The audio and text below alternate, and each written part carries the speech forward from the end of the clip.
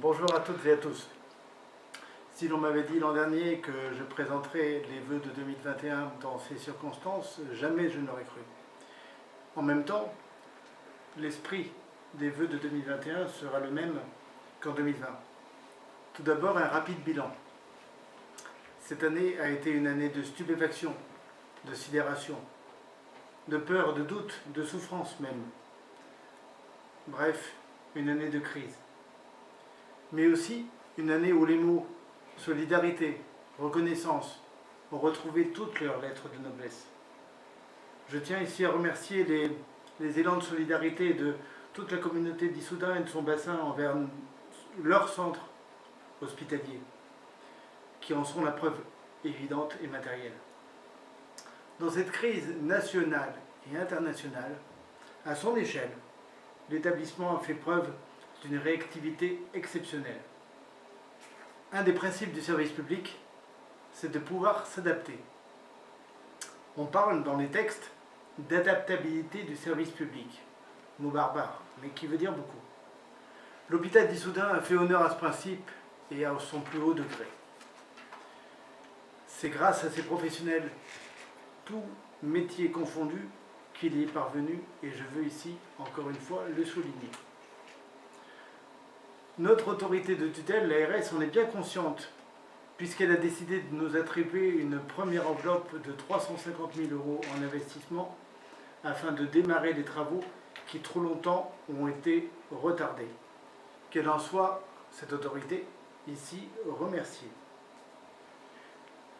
Les objectifs généraux pour l'année qui s'ouvre ne diffèrent pas beaucoup de ceux que j'avais fixés en fait l'année précédente. D'abord, premier objectif, stabiliser le service des urgences à travers le recrutement de nouveaux praticiens et un partenariat repensé avec l'hôpital de Châteauroux. La pénurie d'urgentistes est grave. C'est un phénomène national. Tout le territoire est touché et notre département n'y échappe malheureusement pas. Deuxième objectif, poursuivre le recrutement de praticiens sur les autres services, je parle pour les CCR notamment, mais aussi au reste du pôle médical.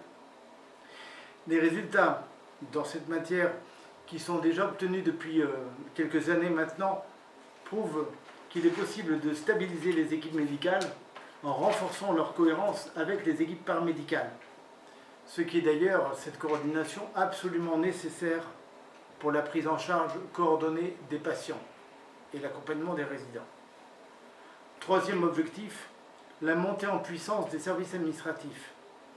Des recrutements ont eu lieu suite à des départs. Des compétences très spécifiques ont été recherchées puis trouvées afin d'apporter aux services de soins l'efficience requise. Du reste, la très bonne qualité du dialogue social restera une de mes priorités. Je garderai toujours ma porte ouverte pour tout un chacun, mais dans le respect réciproque dû à chacun d'entre nous, chacun dans notre rôle. Et puis enfin, le quatrième objectif, le projet d'établissement. Depuis que je suis arrivé il y a maintenant presque 4 ans, eh bien, je me suis fait une certaine idée de cet établissement. Un établissement en taille humaine, avec des équipes extrêmement investies dans leur mission et beaucoup de bonne volonté partagée. Sans des femmes et des hommes de bonne volonté, rien n'est jamais possible. Et ici, c'est clairement le cas. Tout est possible. Désormais, il faut donner une cohérence à tout cela. C'est précisément la mission du projet d'établissement et ce sera notre constitution. Mais on ne fait pas un projet, une constitution encore moins, sans idée directrice, sans fondation. C'est ainsi que j'avais souhaité, déjà l'an dernier, rappelez-vous, que l'on écrive une charte des valeurs. La dernière datée de 2011, il était temps de la rénover, de la toiletter. Et malgré votre charge de travail, puisque je m'adresse à mes agents directement, d'abord, vous l'avez écrite. Elle servira d'introduction à notre projet. Elle définit ce que j'appelle une identité institutionnelle, parce que les agents que vous êtes sont chacun tous extrêmement attachés à chacun de leurs services. et vous avez su dépasser votre identité de service pour rédiger un document commun. Vous avez ainsi écrit ce que vous souhaitiez être. Maintenant, vous allez écrire ce que vous souhaitez faire. Dans l'écriture de ce projet, les représentants des usagers sont étroitement associés. Ce sont eux qui nous rappellent notre place, notre rôle. Ce sont nos lanceurs d'alerte. Ils ont été aussi pleinement associés à la gestion de la crise sanitaire tout le long de cette année et le seront encore visiblement une partie de 2021. Je veux ici les remercier sincèrement car tout le travail de pédagogie qu'ils ont fait vis-à-vis des patients, des familles et même à l'extérieur a été extrêmement précieux. Enfin, tout cela ne sera encore possible, et je me répète, que grâce à l'implication de chaque agent du centre hospitalier, tout métier confondu. Tout métier confondu. Je sais compter sur vous et j'en profite et je veux redire encore une fois la fierté que j'ai à vous diriger depuis maintenant quelques années. Eh bien, malgré et peut-être à cause des circonstances actuelles qui sont quand même très particulières, je vous adresse mes vœux les plus sincères pour une année d'espérance, de conquête et d'amour partagé.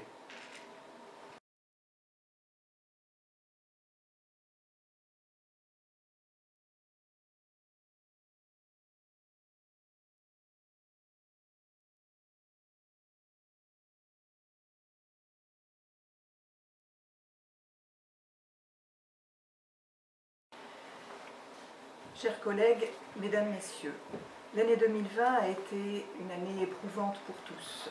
Elle a laissé des traces dans les esprits et a impacté fortement nos vies. Nous savons que nous allons devoir mobiliser des ressources insoupçonnées pour relever les défis de l'avenir. Pour nous tous, la santé, les liens sociaux, le mental, la confiance en l'avenir ont été mis à rude épreuve quasi quotidienne.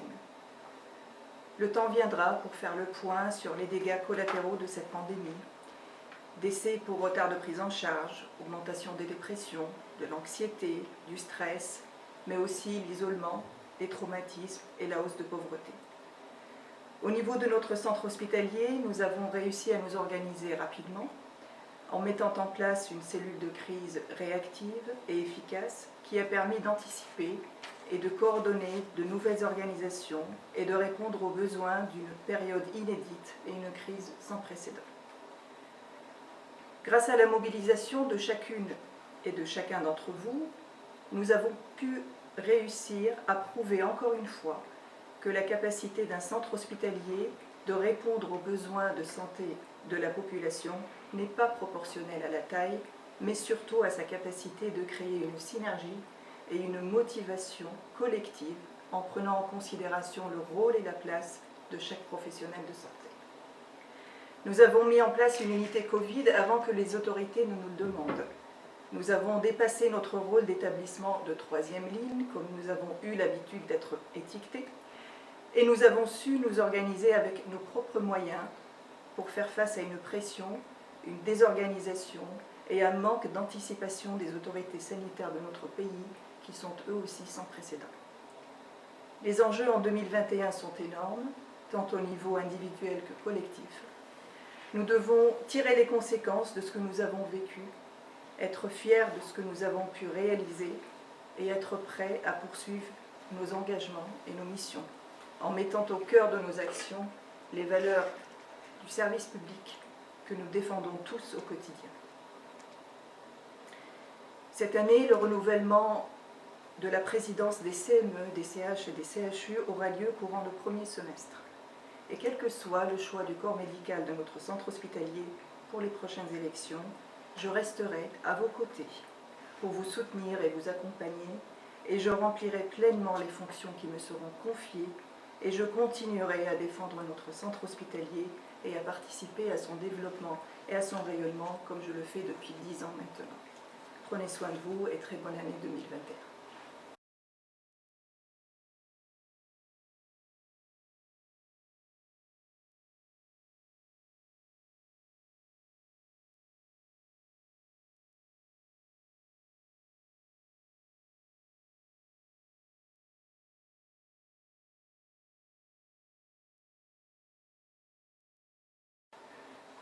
Monsieur le directeur, Madame la présidente de la commission médicale d'établissement, Mesdames, Messieurs, je voudrais tout d'abord vous présenter mes vœux personnels, mes vœux les plus sincères.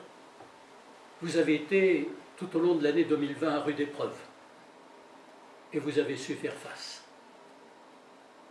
J'y reviendrai dans quelques instants.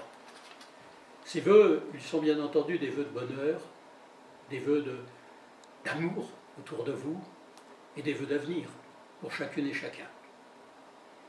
Mais les vœux pour la collectivité, pour l'année 2021, sont des vœux beaucoup plus complexes, car la crise sanitaire continue, la crise économique se développe et la crise sociale est devant nous. Vous êtes un élément essentiel de la proximité. Le service public hospitalier, beaucoup de Françaises et de Français, mais comment avaient-ils pu l'oublier, ont redécouvert quel était son rôle, quelle était sa place. Il paraît maintenant qu'on sait que vous êtes essentiel. Il est dommage qu'il ait fallu cette crise pour que certains s'en rendent compte.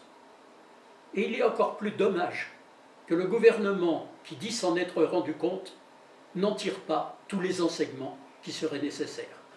Enseignements sur la valorisation de vos carrières, enseignements sur les moyens donnés à l'hôpital public, qui risque, si rien n'est fait, de sortir de la crise dans une condition épouvantable. Alors oui, mes vœux, ils sont que soit totalement, pleinement reconnu le rôle des soignants et de tous les personnels de la santé publique. Vous avez été réactifs. Vous avez, avant beaucoup, pour ne pas dire en pionnier, ouvert le secteur d'unité Covid. Vous avez adapté, j'allais dire quasiment semaine après semaine, dans la désorganisation du ministère de la Santé pour répondre au mieux aux attentes de nos concitoyens. Chacun le sait, chacun en est conscient. Nous avons essayé à Issoudun que ce travail soit commun entre la municipalité, l'autre service public de proximité, essentiel à la vie quotidienne, et le centre hospitalier, pour agir en coordination, pour agir en commun. Dès le mois de mars, c'est-à-dire dès les premiers jours de la pandémie, nous avons créé un comité local d'action face à l'épidémie.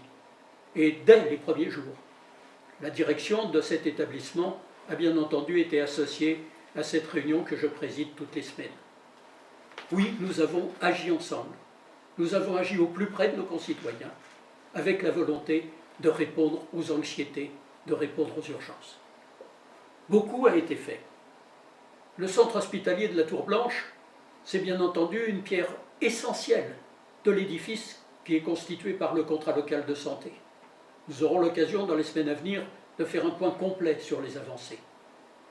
Et c'est vrai que c'est bien difficile, bien compliqué, quand il y a la crise qui semble emporter tout, comme une digue battue par les flots.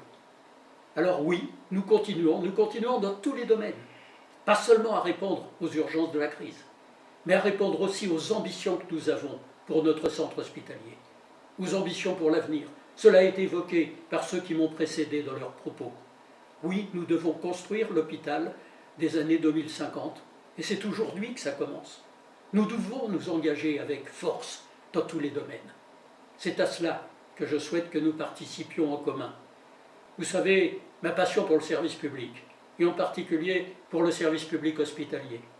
Nous sommes prêts à toutes les coopérations, mais jamais nous n'abdiquerons notre indépendance, parce qu'elle est la condition de notre capacité à répondre dans l'urgence à la proximité qu'attendent chacune et chacun des habitants de notre bassin de vie et donc de notre bassin de santé. Alors, très simplement, merci à vous toutes et à vous tous. Nous avons des projets, nous y travaillons, vous les découvrirez au fur et à mesure que nous les faisons avancer, mais la main dans la main, à la fois avec le centre hospitalier, avec les services publics dans leur diversité et en particulier la mairie. Et en tant que président du conseil de surveillance, nous y veillerons et nous agirons. Alors, bonne année. Bonne année 2021 dans des conditions particulières. Bonne année pour notre centre hospitalier. Bonne année pour notre communauté humaine qui est celle de notre bassin de vie. Merci à toutes et à tous.